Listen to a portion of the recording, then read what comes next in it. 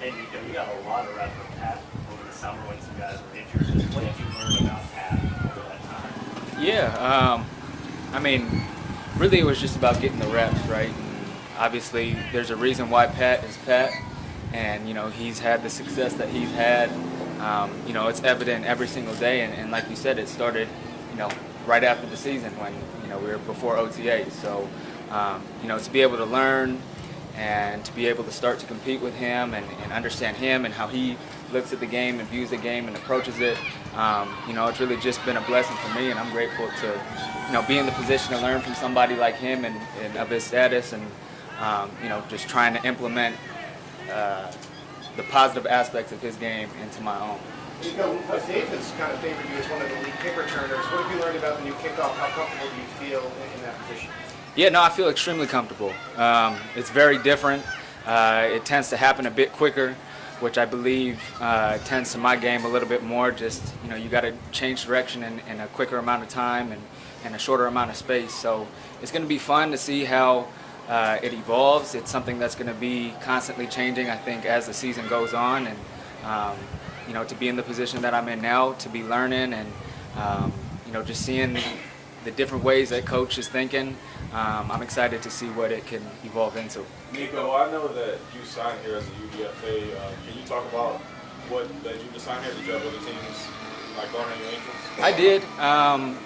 It was just a conversation that I had with my agent, and him and I both felt that this was the best spot for me to be at. And by no means has it been easy, and it's still not easy, but I'm just trying to punch every single day and put my best foot forward and be the best version of myself to make sure that I can find a role somewhere on this team. Can you say how many teams you had at the point? Oh man, I couldn't tell you right now, but it was a lot. You know how it is on draft day. So. Why did you feel like this was the best place to be? I felt like there was an opportunity at returner, and I mean, shoot, it's the Chiefs, man. You got an opportunity to play with the Super Bowl champions. It's hard to say no to that. And, for me, I felt like if I'm able to compete here, I can compete anywhere. And so I'm just trying to take everything in day by day and learn.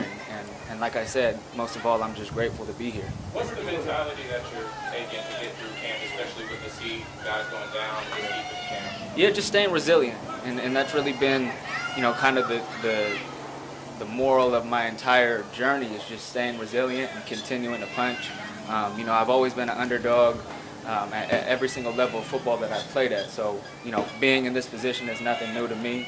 So just making sure that I'm still fighting and like I said, being the best version of myself every single day. Last year, Nikko, before the injury, where she had obviously a great preseason game too. You get a year to sort of learn the offense, learn how you can get better. What do you believe you've applied from that time off that you're showing now in this part of your career? Well, I think the obvious one is just familiarity with the offense. I'm sure you guys have heard it numerous of times how extensive and intricate the details and little nuances of the offense are. So being able to continue learning that and then extending that even further, understanding how Pat likes the details and the nuances in the offense. And so I think being able to sit back for a year and kind of see how that's evolved is a big one for me that I'm trying to apply now. And then I think just things that I learned throughout the season was, the ebbs and flows of the season. It's constantly changing, and again, it's resilience. You got to be able to stay resilient, and that's one of the big things that I learned. Is there an example of whether it's with Pat or the offense where you can tell within yourself that this is better than what it was a year ago? Yeah, I think just reads, like knowing, if I'm going to sit in this zone or, how I'm wrapping around the defenders and different zone looks and feeling space. A lot of the offense is feeling space and being able to find, big open fields of grass to be able to run to and feel and sit in. And those have been the biggest things that I think makes the biggest difference. Like you're not just running the straight lines on the playbook, right? We'll go right down the line. Sam, Herbie, Matt, BJ. Nico, what was your Super Bowl experience watching like? Where were you? Who were you watching with? What was that experience like? Yeah, I was there on the sideline. Man, I mean, I think that's every kid's dream to be able to be at the Super Bowl and see that. But if I'm going to be completely honest, it was a bit of a mix of emotions for me. I'm a competitor at heart. So to not be able to be out there on the field and kind of just being on the sideline supporting, obviously I'm grateful to be in that position, but, I want to play. So, Has that stuck with you? absolutely. Nikko, just touching on your cultural aspects here, there are a lot of Polynesians in the National Football League, but when I think of Pinoys, I can only probably think of Doug Baldwin, former Seahawks receiver. What does it mean to you, and how much pride do you take in being a Pinoy in the National Football League? You see it right here, man. It's everything to me. My culture, my family, it's the biggest reason why I'm here right now. And, when I go out there every single day, I'm not only representing myself and my last name, but like you said, a whole community of people. So, to be able to be on this platform and to be able to represent them in a positive light, I don't take that lightly at all. You mentioned being a competitor, and you've made a lot of great plays so far in camp. I know one of the first emotions I saw was you one-on-ones. You had a really tough catch you make today, and I saw you were frustrated. Just how competitive are you when you say that, maybe compared to some of your teammates? I'm extremely. Yeah, I wouldn't compare it to any of my teammates because at the end of the day, none of us would be here if we weren't competitors. But just understanding there's ebbs and flows to the game, and it's not always going to go my way. That's what makes the good moments so good and so exciting and so much fun.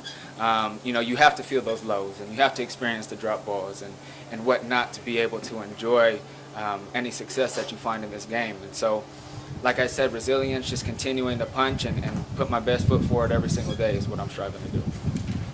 Nico, I know guys kind of on the roster, but they try not to think about it as you go out there and play. But to just know that you've been on the line, it's not your second year now, that you're kind of right on that active roster line where you can be a key contributor. Just what's that feeling like? Can you describe just knowing that you're doing this every day, knowing that the chance is right there for you? Yeah, I think, for me, regardless of, where my status is at, it doesn't necessarily change my approach. And so my approach has to be consistent. If, I'm a big neutral mindset type of guy, not getting too high, not getting too low. And if you have those external factors that I don't necessarily have the entire control of, right? Like I got to approach the game the way I approach the game, and whatever decisions have to be made are those decisions. I can't let that deter me from how I approach and how I approach my controllables. So I don't think too much into it. Nikko, Coach Nagy has described you as an absolute true professional. What types of things do you think you're doing behind the scenes to lead to that impression? Yeah, it's just the way you approach the meeting room, the way you approach your recovery, the way you approach your work, your intentionality with your work.